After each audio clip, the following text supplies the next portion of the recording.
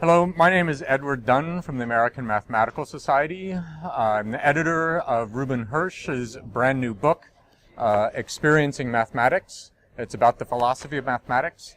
What do we do when we do mathematics? Reuben Hersh is well known for his writing as well as his teaching, and we're happy to have Reuben as an author for the American Mathematical Society publishing program.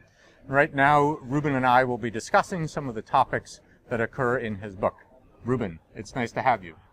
Thank you so much for giving me this opportunity to tell the world what we do when we do mathematics.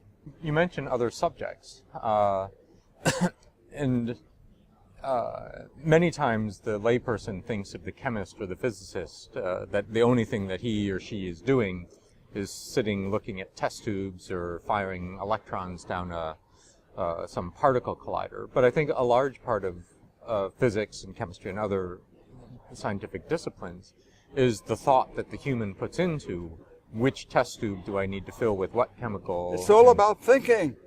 And so, how much of this mathematical experience of, what it is we do when we do mathematics is shared by the physicist who's now thinking and trying to build on what the previous physicists have done? How much of that it falls under the same category of this reality of ideas? Well, a lot of what I've said applies to creative thinking in general, and of course scientific thinking is different in certain important ways from artistic creation and has a lot in common with it. Right. And then within scientific thinking, there are different kinds of thinking depending on the material. Biological thinking is different from physical thinking, of course. If you're dealing especially with animals, right, purpose and intention are unavoidable, mm-hmm, and they are not legitimate for atoms and molecules. So other scientific disciplines vary in how mathematical they are. mm-hmm, And even within each one there's variation. For example, in biology, genetics is probably the most mathematical. mm-hmm. Genetics can be presented almost as a branch of mathematics, if you want to do that. Mm-hmm. And then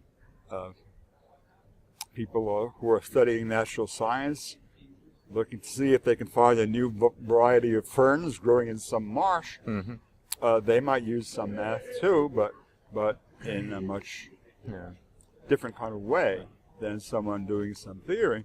Right. So it just varies a lot. Most people I think it's true that theoretical physics can almost be considered a branch of mathematics, at least the way some people do it.